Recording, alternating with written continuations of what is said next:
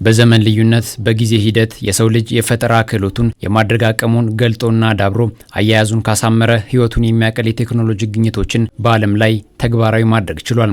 ዘመኑን የዋጀ ነገሩን ያበጃጅ የተባለለት የሰው ሰራሽ አስተውሎት ወይንም ኤአይ ደግሞ ለዚህ አብነት ነው። በኢትዮጵያም ያለውን ሀብት ለመጠቀምና ከአበርክቶ ተከፋይ ለመሆን ተስፋ የተጣለባቸው ጅምሮች መገለጥ ይዘዋል።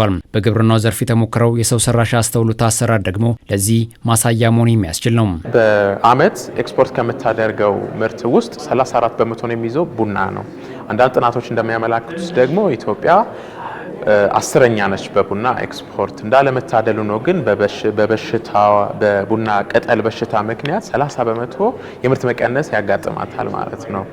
ይሄን ይዘን ተነስተን ደግሞ በባለሙያዎች በዘርፉ ባሉ በሰው ባለሙያዎች ታግዞ ደግሞ እነዚህን በሽታዎች ለመለየት አንዳንዴ በሽታዎቹ ያሳሳች ሆነው ስለተገኙ ኤአይን በመጠቀም ይሄን ስህተት በመቀነስ የበሽታውን የመለየት አቅም የሚጨምር ሲስተም ነው እኛ ጋር እዚህ ጋር ይሰራ ነው። ችግሩን ለመቅረፍ የተሰራው ይህ መተግበሪያ ልፋት መና እንዳይቀር ድካምም በትርፍ እንዲካስ አጋዥ ኃይል ሆኖ ተሰናድቷል።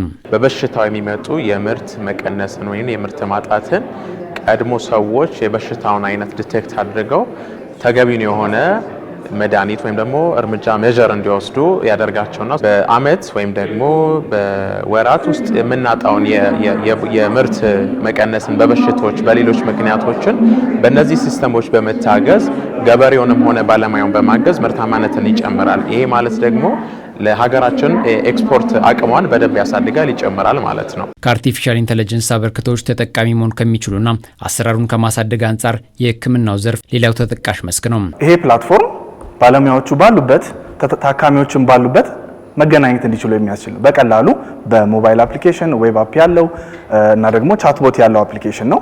ከዛ በተጨማሪ ደግሞ ላይቭ ቪዲዮ ቻት እያደረጉ ዶክተሮች ወር ደግሞ የጤና ባለሙያዎች ፔሸንቶችን ኮንሰልት ማድረግ የሚችሉበት ፕላትፎርም ነው ማለት ነው። በዚህ ዘርፍ ወጣቱ ሊኖረው የሚችለው አቅምና ንቁ ተሳትፎ ውጤቱን ከፍተኛ ሊያደርገው የሚያስችል ነው። ግን ደግሞ ልንጠቀመው የምንችልበት ሁኔታ ትልቅ ትኩረት የሚሻ ሆኖ ይነሳል። ፖዚቲቭሊም ኔጌቲቭሊም ልንጠቀምበት እንችላለን። ስለዚህ ፖዚቲቭ ኢቲክሱን በመጠቀም በመከተል መጠቀም አለብን። ምክንያቱም ለመጥፎ መጠቀም እንችላለን፣ ለጥሩም እንጠቀምበታለን። እንደገና ደግሞ ይሄ የቴክኖሎጂ ኤራ ነው ያለው።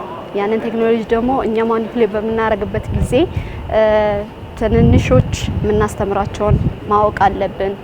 ኢቭን ትልቆችም አሁን ስልካቸውን ስማርትፎን ነው የሚጠቀሙ ብዙዎቹ።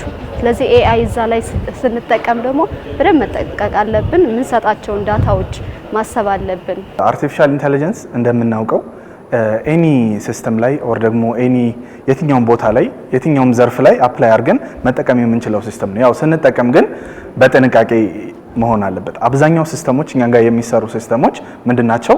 እንደ አጋዥ እንዲሆኑ ተደርገው የሚሰሩ ሲስተሞች ናቸው። ለምሳሌ የጡት ካንሰር ዲቴክት የሚያደርገውን ብናይ ስቲል የዶክተሩ ኦር ደግሞ የዛ ስፔሻሊስት ኢንፑት ያስፈልጋል።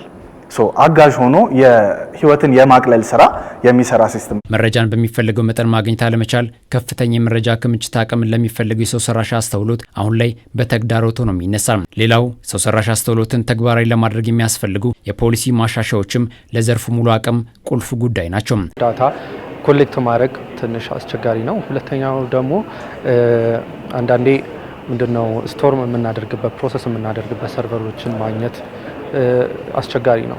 እንደ ተግዳሮት እኛን ሊይዙን የሚችሉት እነሱ ናቸው። በጣም ብዙ ፖቴንሻል ያለው ቴክኖሎጂ ነው። ብዙ ሲስተሞችን ኢምፕሩቭ ማድረግ የሚችል ቴክኖሎጂ ነው። ስለዚህ አስማች አስ ፖሲብል ፖሊሲዎችንም እየቀረጽን ከአፕሊኬሽን ኤሪያው ጋር የሚናበቡ ፖሊሲዎች እየተቀረጹ እነኚህ ነገሮች ከቴክኖሎጂው ሬቮሉሽን ጋር ኢንተግሬት ለማድረግ እየሰራ እንገኛለን ማለት ነው። ማሽን ስለሆነ እንዴት ነው ማን ነው የሚጠየቀው? ስህተትስ ቢሰራ እንዴት ነው የሚሆነው የሚለው ግልጽ የሆነ ነገር መውጣት ይኖርበታል። እንዴት አድርገን መጠቀም እንዳለብን ፖሊሲዎች መኖር ይኖርባቸዋል። ለጊዜው ያለው ለመጀመርና በጣም ታካሚዎቻችን ጋር አክቹአሊ መሬት ላይ ለማውረድ ያለውም ይሄ ክፍተት ነው። ነገር ግን በቅርብ ጊዜ እሱ ሁሉ እንደሚሻሻል ያ ነገርም እየተሰራ እንደሆነ ስለምናቅ ጥሩ የሆነ ነገር እንደምናይ ተስፋ አደርጋለሁ። ከዓለም ጋር በትይዩ ለመጓዝ አሁን ላይ ያሉ ጅምሮችን ማስቀጠል ከዘርፉ ሊገኝ የሚችለውን አቅም ተጠቃሚነት ያሳድጋልና ይበል ያሰኘ ሆኗል። ኤአይን በመጠቀም ማንኛውም ዘርፍ ላይ ግብርናው፣ ጤናው ላይ፣ ሰርቪሱ ላይ ብናስገባው ኤአይ ብዙ ጥቅም አለው። አሁን በዚህ እንኳን ባየነው የምርታማነት እጦትን በመቀነስ ምርታማነትን በጨመር ሀገር ሌላ ፋይዳ አለው። ሌላው ደግሞ የቀን ለቀን መስተጋበርን የሰውን ህይወት ያቀላል ማለት ነው። ብዙ እገዛዎችን በመስጠት ለምሳሌ ቋንቋን በማተረጓጎም አንዱ የማያውቀውን ብዙ ስራዎችን በማሳለጥ ኤአይ ያገለግላል ማለት ነው። አሁን ያለው ጅማሮ በጣም ጥሩ ነው። ቀጣይም እንደዚህ ጀማሪ ስታርታፖችን መደገፍ ቢቻል፣ ተጨማሪ ሰዎችን ማምጣት ቢቻል ጥሩ ነው።